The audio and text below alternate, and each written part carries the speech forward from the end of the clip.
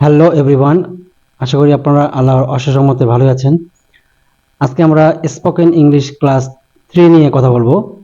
এর আগে পার্ট 1-এ এবং পার্ট 2-এ আপনারা যথেষ্ট সাপোর্ট আমাকে দিয়েছেন, অনেকে চ্যানেলটি সাবস্ক্রাইব করেছেন, আপনাদেরকে অসংখ্য ধন্যবাদ।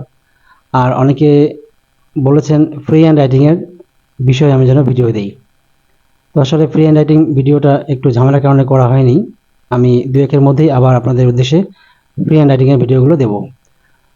আর যারা চ্যানেলটি সাবস্ক্রাইব করেছেন তাদেরকে আবারও অসংখ্য ধন্যবাদ। আর যারা নতুন রয়েছেন তাদেরকে আমি রিকোয়েস্ট করব, আপনারা আমার এই চ্যানেলটি ভিতরে প্রবেশ করে ভালোভাবে দেখুন। যদি মনে হয় কিছু শিখতে পারবেন তাহলে চ্যানেলটি অবশ্যই সাবস্ক্রাইব করে রাখবেন পরবর্তী ভিডিওটি পাওয়ার জন্য। আর স্পোকেন ইংলিশের এরকম মজার মজার কৌশলের ভিডিওগুলো আপনারা দেখতে থাকুন, আশা করি আপনাদের ভালো লাগবে।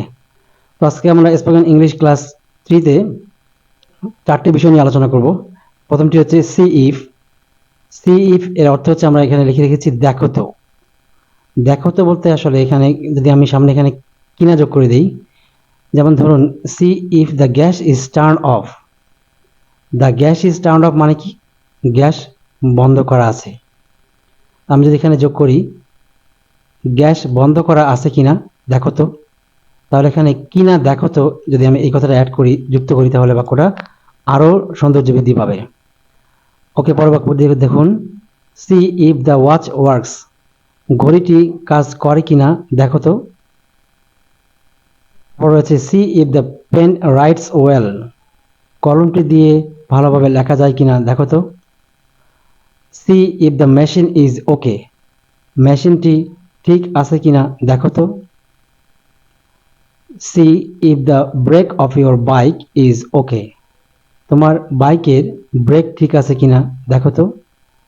এভাবে আমরা সি ইফ দিয়ে অনেক ধরনের বাক্য তৈরি করতে পারবো, যেখানে আমরা কিনা দেখো তো এই কথাটি উল্লেখ করে বাক্যটির সৌন্দর্য বৃদ্ধি করতে পারবো। এবার পরবর্তী স্ট্রাকচারটি দেখুন, I asked two plus verb. এখানে আসলে আমরা জানি আক্স মানে কি, চাওয়া বোঝায়, জিজ্ঞাসা করা বোঝায়। তো এখানে একটু ব্যতিক্রমভাবে বাক্যটির অর্থ করা হয়েছে, I asked her to bring my book. আমরা যদি এখানে বলি আমি তাকে জিজ্ঞাসা করলাম, তাহলে অর্থের মিনিং ঠিক থাকবে না, বাক্যটির অর্থ ঠিক থাকবে না। আই আস্কড হার, আমি তাকে বললাম, টু ব্রিং আনতে, মাই বুক আমার বই।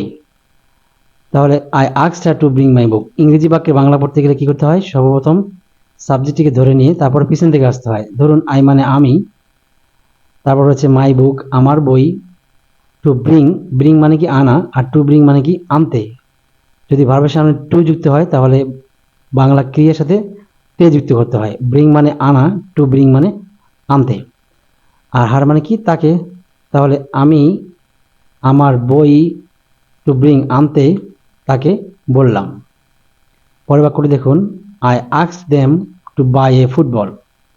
আমি তাদেরকে একটি ফুটবল কিনতে বললাম। অথবা আমি, প্রথমে আমি একটি ফুটবল, তারপর টু বাই কিনতে, দেম তাদেরকে, তারপর আস্কড বললাম। তাহলে আমি একটি ফুটবল কিনতে তাদেরকে বললাম, অথবা আমি তাদেরকে একটি ফুটবল কিনতে বললাম, দুভাবেই বলা যাবে। তারপর দেখুন, I asked Rabi to wait there. আমি রবিকে সেখানে অপেক্ষা করতে বললাম। I asked Salma to write her name. আমি সালমাকে তার নাম লিখতে বললাম। I asked my student to finish home task. আমি আমার শিক্ষার্থীকে বাড়ির কাজ শেষ করতে বললাম। এবার রয়েছে কিপ অ্যাওয়ে ফ্রম, মানে কোনো কিছু থেকে দূরে থাকা বা দূরে রাখার ক্ষেত্রে আমরা কিপ অ্যাওয়ে ফ্রম ব্যবহার করে খুব সহজেই সুন্দর সুন্দর বাক্য আমরা তৈরি করতে পারবো। যেমন ধরুন কিপ অ্যাওয়ে ফ্রম ফায়ার, আগুন থেকে দূরে থাকো। আমরা যদি বলি কিপ অ্যাওয়ে ফ্রম মোবাইল, তাহলে মোবাইল থেকে দূরে থাকো। Keep away children from water, শিশুদেরকে পানি থেকে দূরে রাখো। কিপ অ্যাওয়ে ফ্রম ডাস্ট, ধুলা থেকে দূরে থাকো। Keep away from bad people, খারাপ লোক থেকে দূরে থাকো। কিপ অ্যাওয়ে ফ্রম সান, এখানে সানের অর্থ কি, সূর্যের আলোকে বোঝাচ্ছে। তাহলে কিপ অ্যাওয়ে দূরে থাকো, ফ্রম সান সূর্য থেকে বা সূর্যের আলো থেকে বা সূর্যালোক থেকে, তাহলে ফ্রম মানে কি বোঝাচ্ছে? থেকে বা হতে। তো আপনাদের এবার শেষ আমরা দেখব বোথ অফ মানে কি বোঝাচ্ছে। বোথ অফ মানে আসলে উভয়কে বোঝায়, মানে দুজন ব্যক্তিকে বোঝায়, দুটি বিষয়কে বোঝায়। সেক্ষেত্রে আমরা বোথ অফকে ব্যবহার করি। প্রথম বাক্যটি দেখুন, বোথ অফ মাই প্যারেন্টস। এখানে প্যারেন্ট বলতে বাবা মাকে দুজনকে বোঝাচ্ছে। তাহলে আমার বাবা মা উভয়ই ক্যান স্পিক ইংলিশ, ইংরেজি কথা বলতে পারে বা ইংরেজি ভাষা বলতে পারে। Both of my close friends, আমার দুজন ঘনিষ্ঠ বন্ধু care me a lot. Care me মানে কি? যত্ন করে। এ লট মানে কি? অনেক। তাহলে both of my close friends are care me a lot, আমার দুজন ঘনিষ্ঠ বন্ধুই আমাকে অনেক যত্ন করে। Both of my roommates are idle. Idle মানে কি? অলস। আমার রুমমেট দুজনই অলস।